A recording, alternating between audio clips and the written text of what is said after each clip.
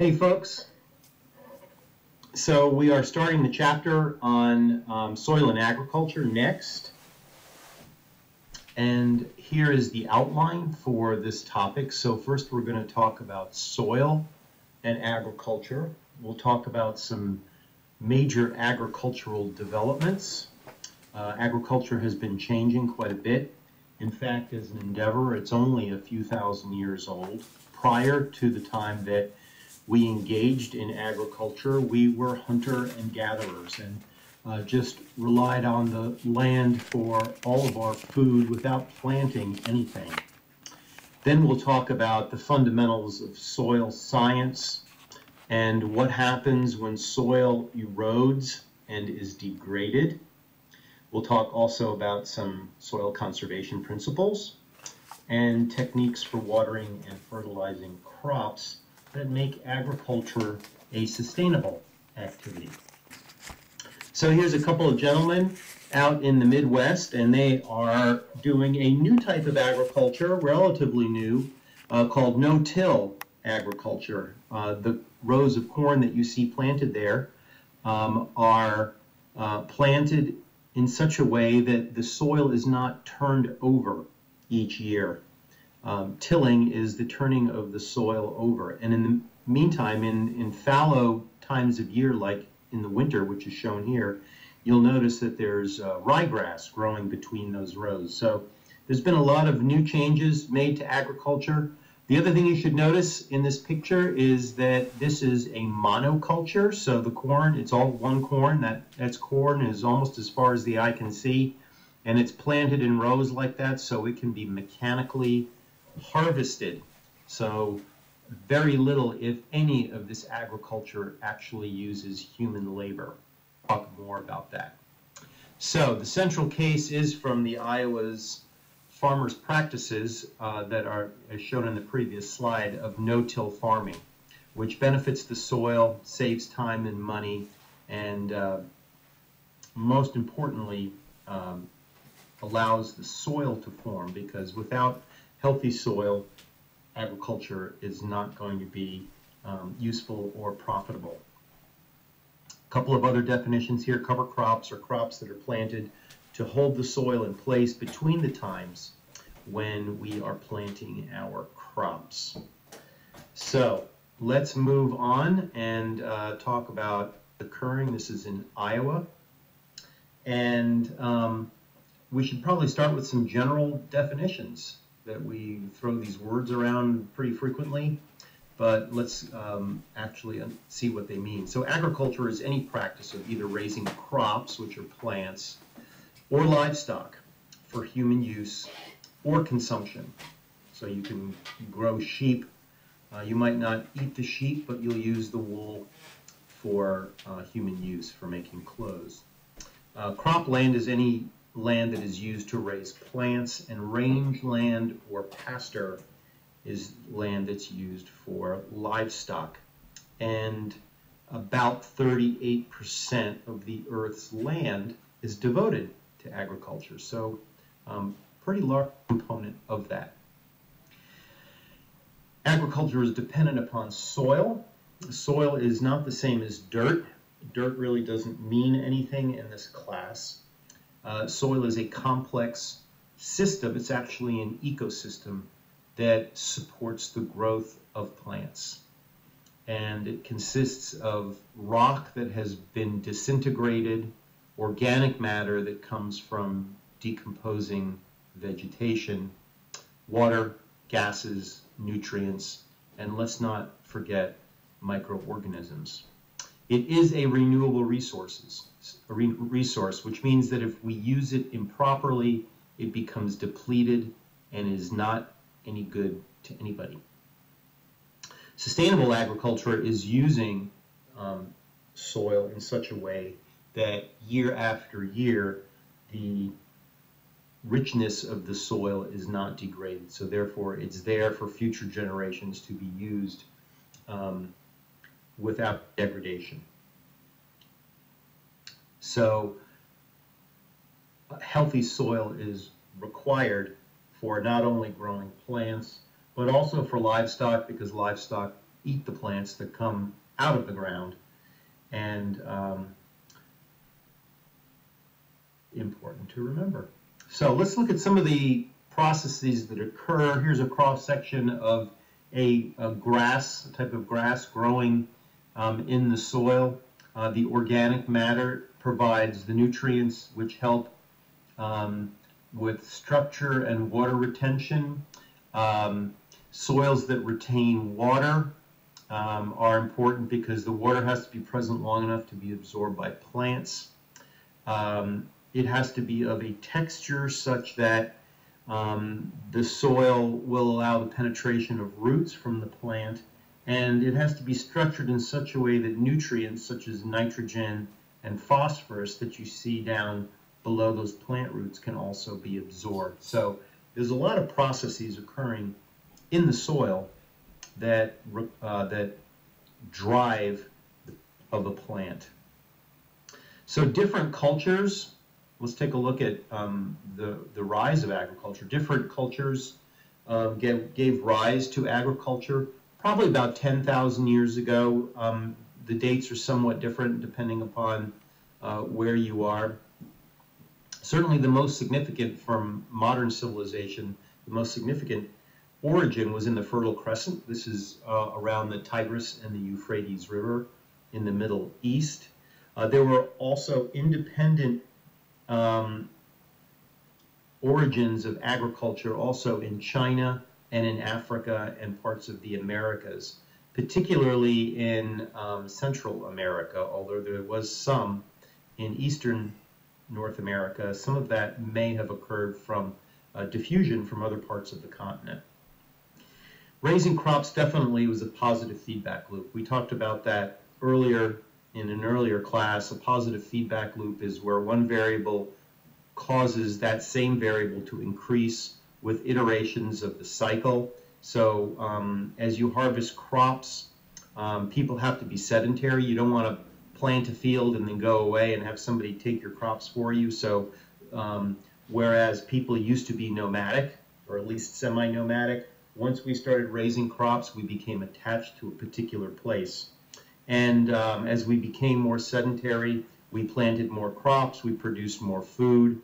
One of the things that is not mentioned here is that as soon as we started raising crops, we started producing surplus.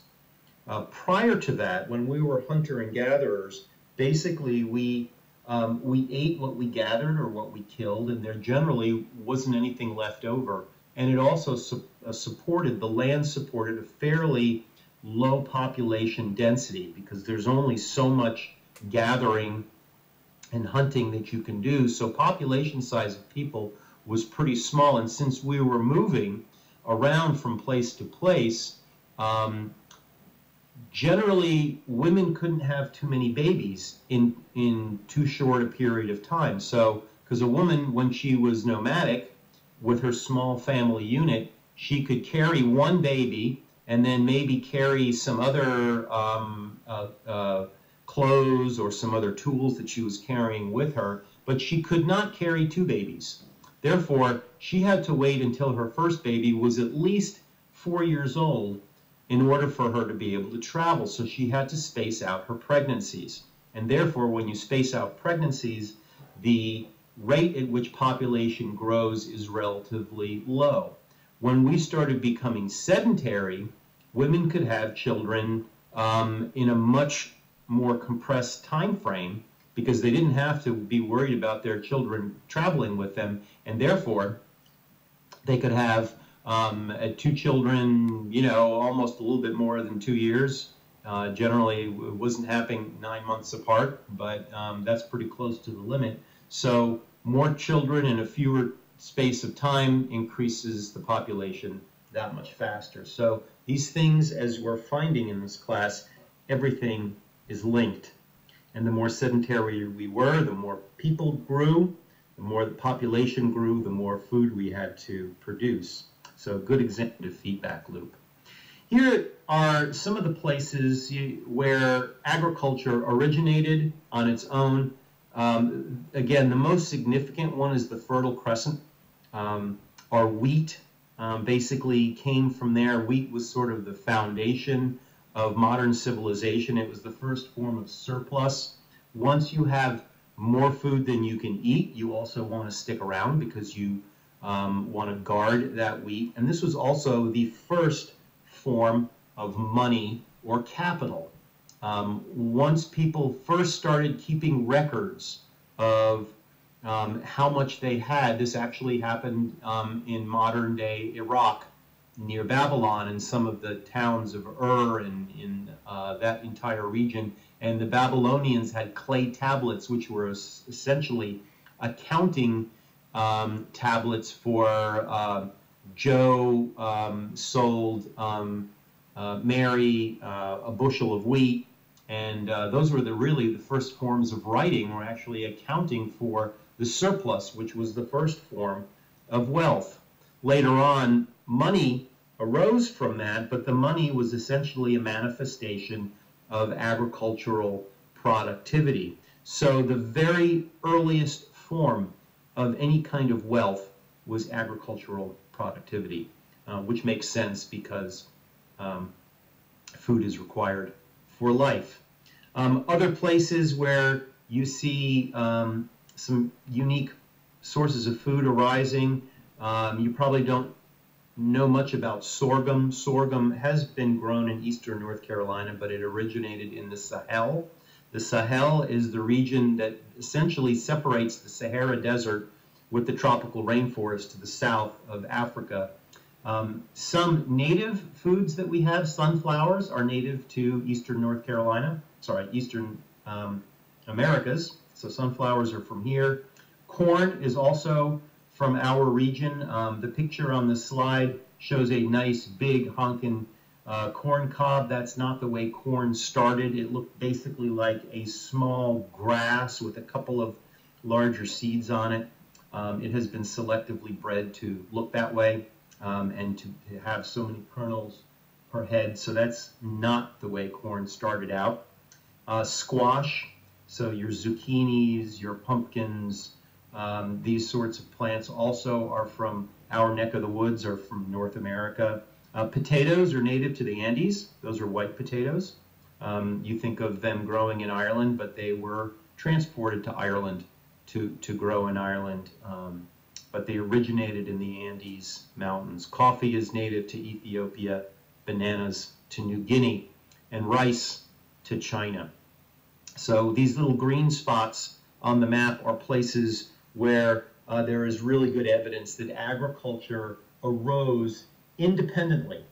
Now, it's spread to other places by cultural dissemination and by learning, but the people who were in these areas were isolated from people of the other areas, and therefore fascinating that at a certain time in our history, basically when the last ice age was ending, the constellation of events came into line such that people began to farm. So this was basically a grassroots phenomenon, and we've been doing it ever since.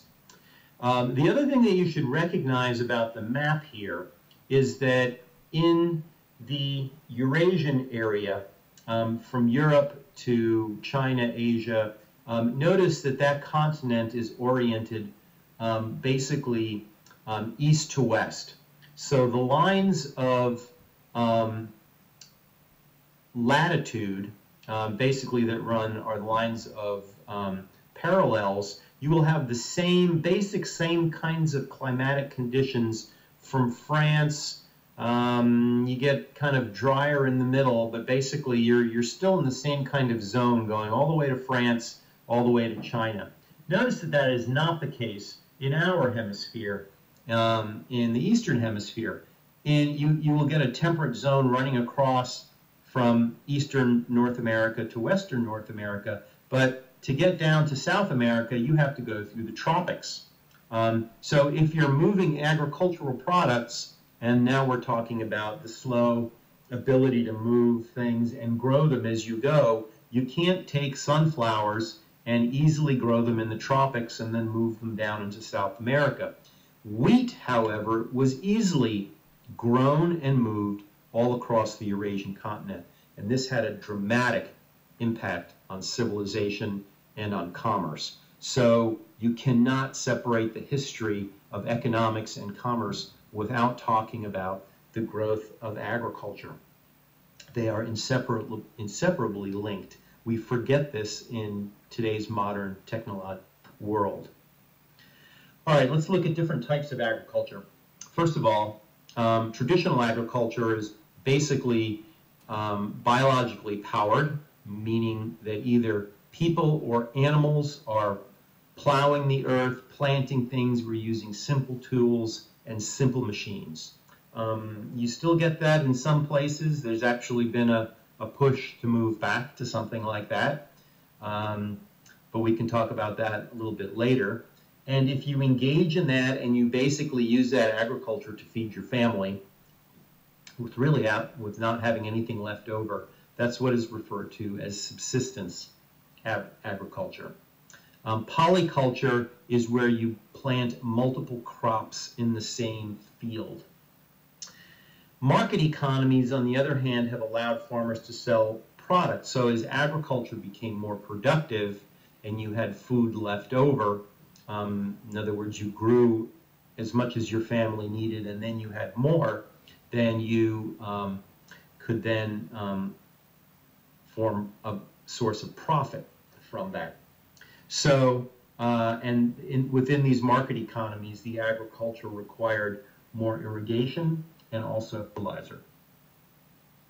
Finally, we have industrial agriculture, which is the way most agriculture and most of our food is produced this way. You have large-scale mechanization, so we're talking huge combines, huge devices that plant crops. All of these, of course, require fossil fuels to be built and require fossil fuels to run them. You can produce a lot more food, but not necessarily a lot more per square acre. It also requires a large use of pesticides, because when you put one field of corn out there and there aren't other plants to go to, if you have one type of beetle that loves to eat corn, it'll take out the whole field.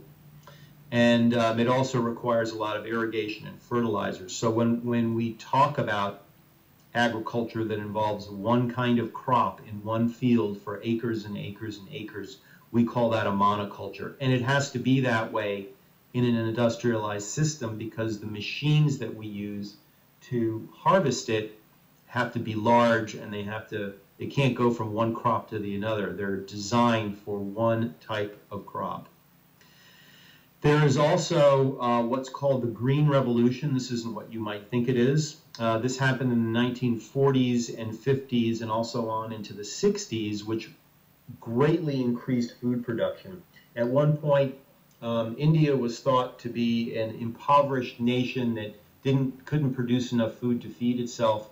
The Green Revolution, this is also true for Mexico, the Green Revolution combined fertilizers, irrigation, and genetically, basically they weren't modified, but they were selectively bred crops that greatly impacted and increased food production, so that some of these nations, which used to be food importers, turned into food exporters. And it greatly increased the yields and decreased starvation. So it was a huge benefit for society. However, it did degrade the soil and made us rely even more heavily on fertilizers. Okay, so let's talk about soil. Soil is the basis of agriculture, of agricultural productivity. Let's break it down and let's look to see what it's made of. There, first of all, are different kinds of soil. The soil that you find in Iowa versus the soil that you find in a Brazilian rainforest are going to be dramatically different. So these numbers are going to be somewhat different for those kinds of soils. But if you take, I'm not really sure what an average soil would be, but if you take, say, a soil from eastern North America, it'll basically, half of it will be mineral matter. That is originally formed from some type of a rock that has disintegrated. So it is of non-organic origin. Up to 5% of it will be organic matter, which is produced from the decay of organisms, mostly plants, and the remainder is basically open space, open pores, so air spaces or water spaces that are filled again either with air or water. Soil is filled with all kinds of organisms. It's got bacteria, algae, which are similar to the plankton that we were talking about in water systems, but they're growing on the surface of soil. Fungi, those are the bacteria and the fungi are the major agents of decomposition. There are also microscopic protists. These are single-celled organisms that are not bacteria. Earthworms, insects, mammals, reptiles, amphibians, lots of things live in the soil. And because it's made up of both non-living and living components that are interacting and dependent upon one another, we classify it as an ecosystem. And here's a diagram just to show you some of the diversity, just to show you that this is really not dirt. We're not familiar with it because generally we don't see these kinds of cross sections, and we can't see microscopic things. All kinds of mites and tiny collembolans, which are minuscule insects. It's just a richness of things. Earthworms are really, really important for the soil. They're really healthy. If you have a lot of earthworms in your garden, you're going to have a good, productive garden because the earthworms essentially drill through the soil. They eat anything in front of them, including all the soil. They digest what's in the soil, and they essentially poop out the remainder, which is a reworked soil, which is very healthy.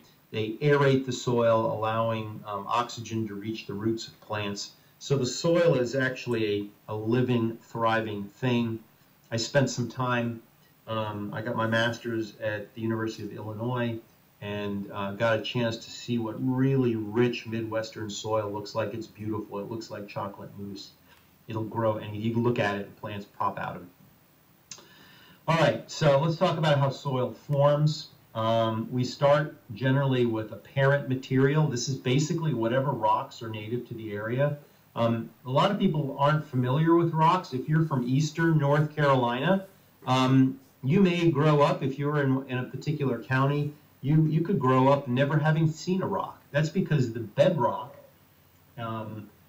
when you're out on the eastern part of North Carolina, is hundreds, if not thousands of feet below your feet.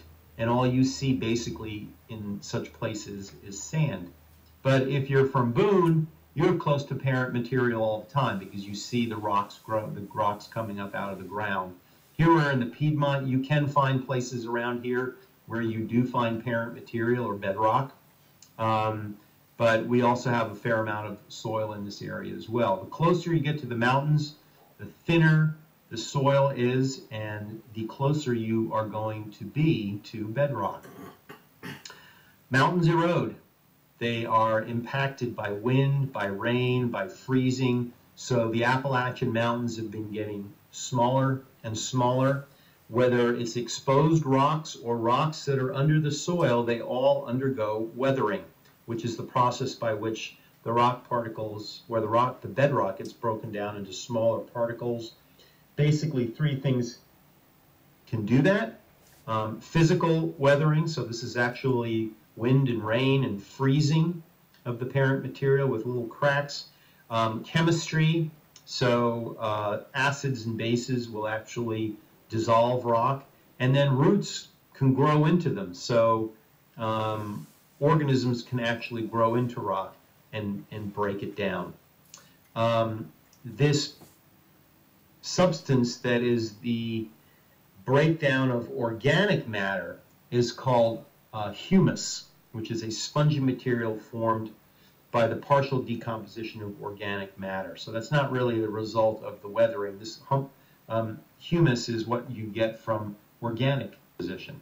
Not hummus. This slide basically just shows you what summarizes this weathering process, where you have physical weathering, chemical weathering, and biological weathering of rock. All right, so what you should see is that soil forms slowly. And therefore, if we deplete the soil, it doesn't reform as rapidly as, in other words, we take it away faster than it forms. And this is what is referred to as a system that's unsustainable. So all of these things influence the formation of soil. The climate, hot, humid places, the process of weathering is faster. Organisms and decomposers play a role. The topography affects the rate of the material. The type of plant material, parent material you have influences the rate. And of course, it can take decades to hundreds to thousands of years to form soil.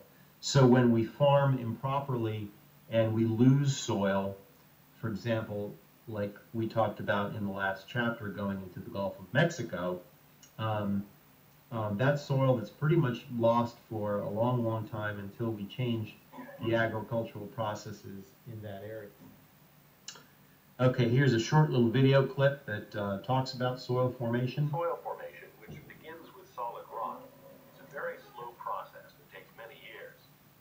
The rock is broken down into smaller pieces by the action of wind and water, a process known as weathering. Water flows into small irregularities in the rock surface, and in the winter it freezes and expands. This expansion creates small pits and fissures in the rock. In the spring, there can be several cycles of freezing and thawing. During the rest of the year, the surface is baked by the sun and eroded by wind and rain. As the rock surface becomes more irregular, wind-blown dust and rock debris accumulate in small, protected pockets. Some organisms, such as lichens, can exist in these areas. Lichens are usually the first of a succession of organisms to take hold in forming soil. Many lichens produce small, upright branches or lobes that stick up off the rock surface and trap more dust and bacteria. Lichens also produce acidic compounds that dissolve the rock surface. The lichens eventually die and decompose, adding organic material to the forming soil.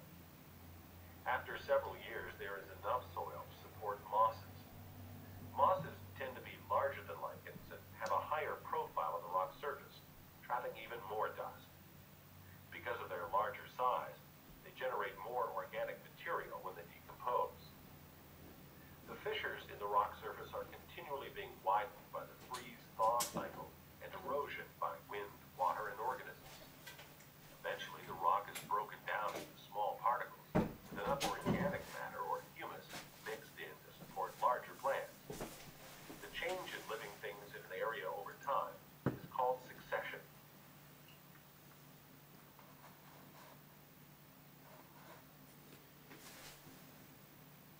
Okay, so that was just a short video clip on succession.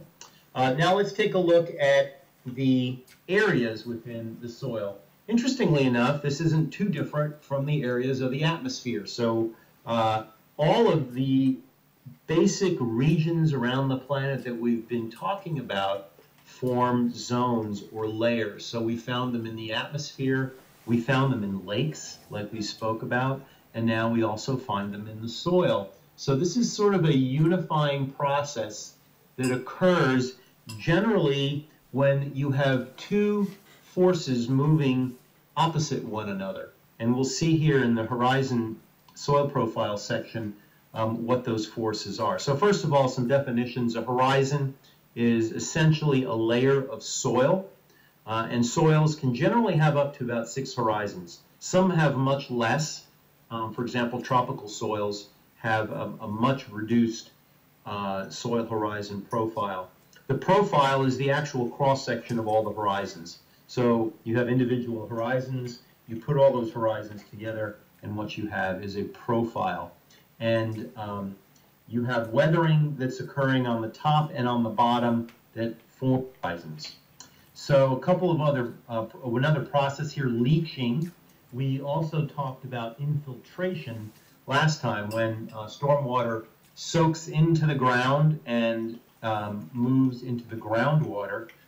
This is related to this process of leaching, and it's Specifically, leaching has to do with the process of dissolved particles moving down through the horizons, and they could end up in drinking water. Oftentimes, leached soils look kind of gray or ashen color.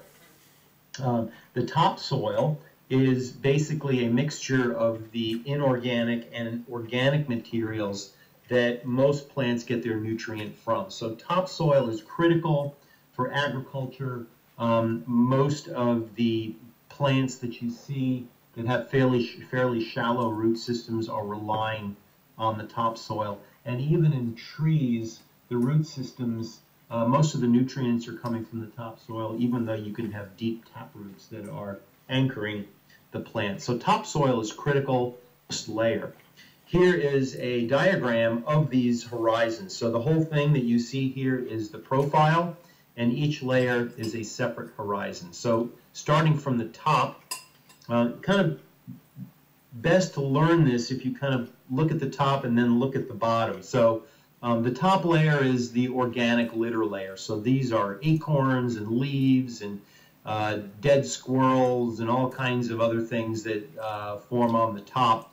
And they provide the organic material for the topsoil, which is the next layer down. So that's the first layer that you would recognize as soil. You pick it up and it has that soily feel to it. I'm avoiding the use of the word dirt, but I guess if you were to push me, that's what you would, if you reach your hand into the topsoil, that's what most people refer to as dirt.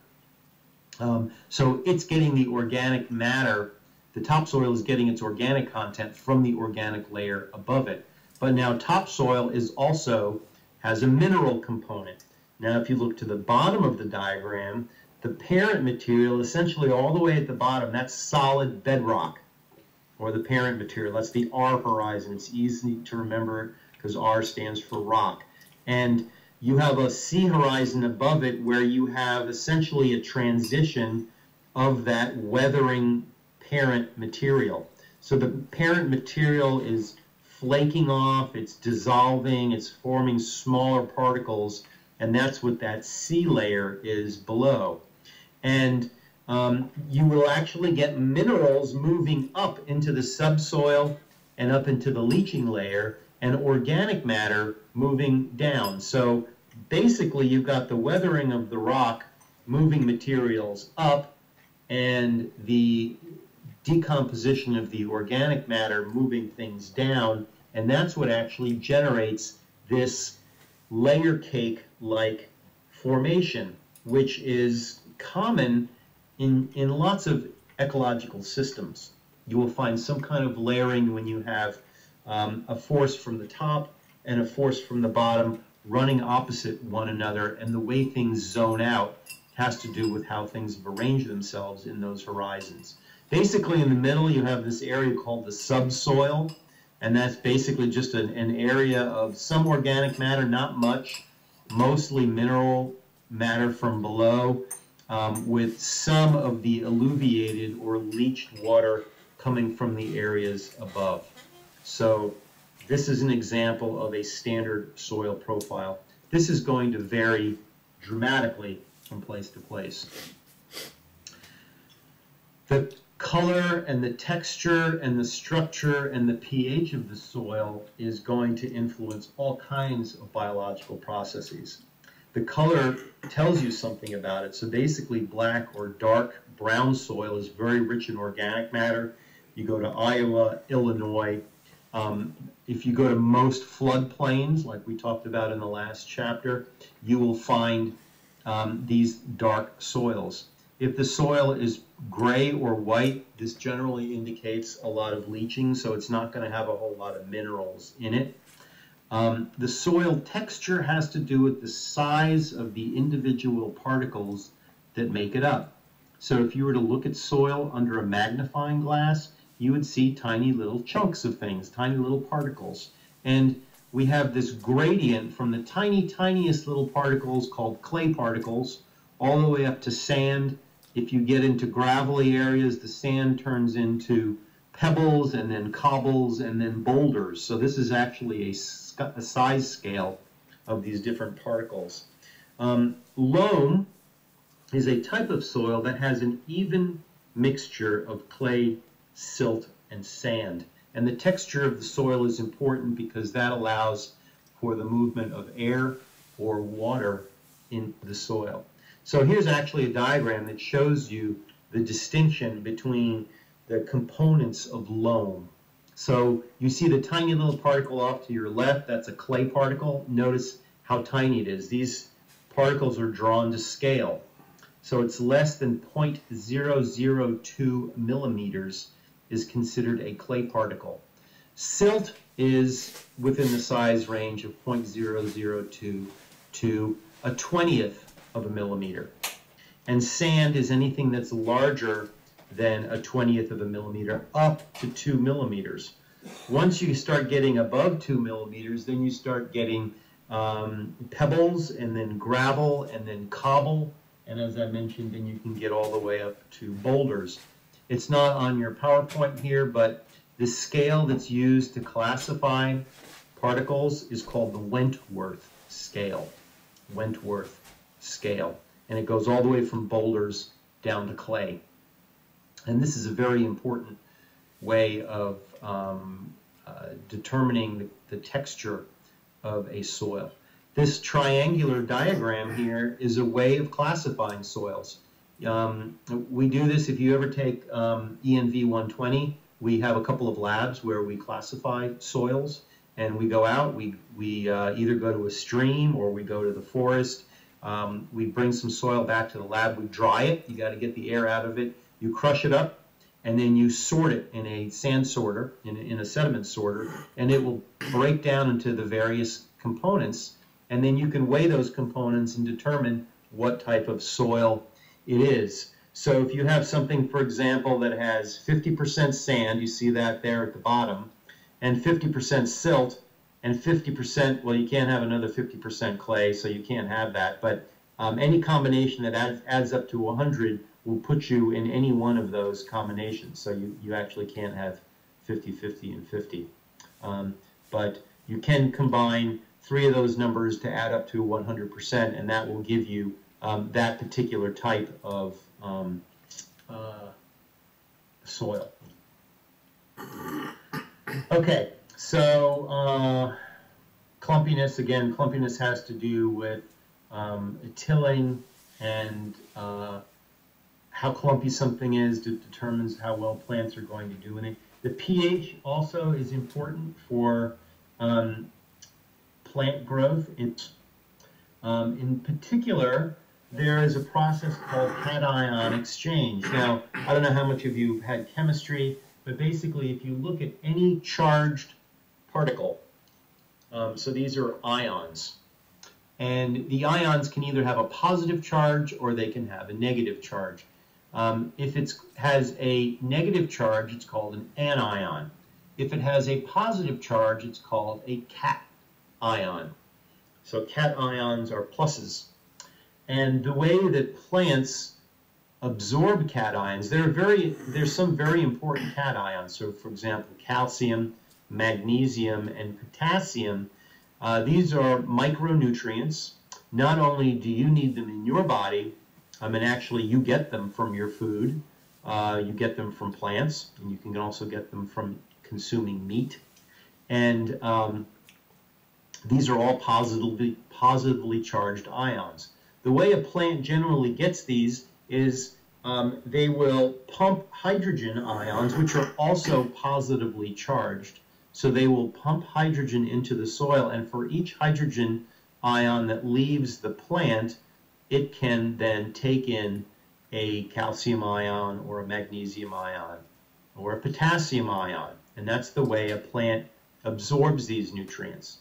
If the pH of the soil, and again, the pH is a measure of the hydrogen ion concentration. If we have too many hydrogen ions in the soil, it's not only hard for the plant to pump out its own hydrogen, but then if anything it brings in isn't necessarily going to be a calcium or a magnesium. It could be another hydrogen, in which case it's not doing the plant any good. So the pH of the soil is very, very important to enhance this cation exchange process. So the cation exchange capacity is a measure of a soil's ability to hold on to cations. Cations that are not leached away are available to plants, and it's a useful measure of soil fertility. So you can actually measure a number for cation exchange in the field. And this exchange capacity is the greatest for fine textured or rich organic soils. And its ability is diminished by a lowered pH, that is, increases in acidity. So as the pH gets higher, that is to say, it gets more basic, to a limit. Generally, in the pH of 7 is the best, but if your pH goes down, that is to say, your acidity goes up, the cation exchange capacity is going to go down. So here's another short little video clip talking about exchange. When you take a closer look at soil, see that it is made up of particles of various sizes and types. Depending on their type, the particles are known as sand, silt, or clay. Mixed in with rock particles are organic compounds generated by living organisms and by the decomposition of dead organisms. The proportions of organic and inorganic matter in the soil, along with environmental factors such as moisture content, determine how easily plants take up nutrients from the soil. In addition to carbon, hydrogen, and oxygen, plants need nitrogen, phosphorus, sulfur, magnesium, and various other elements. Many of these elements are found in the soil as ions. Negatively charged ions tend to remain dissolved in water, so they're readily available for absorption by plant roots. Positively charged ions, on the other hand, are attracted to negatively charged clay and organic particles in the soil. Soils with high amounts of clay and organic matter are rich in nutrient ions, but it's hard for plants to absorb these ions because they are tightly bound in the soil. How do plants maximize their uptake of water and nutrients from the soil? One strategy is to increase the surface area for absorption. In a growing root tip, root epidermal cells form root hairs, thread-like extensions that stick out into the soil. These greatly increase the amount of cell wall and cell membrane in contact with the environment.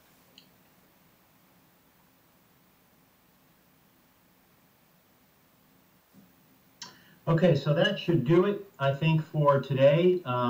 Give you a chance to pack up your books and head out. Have a great weekend. I will see you guys when you get back on Monday, and take care.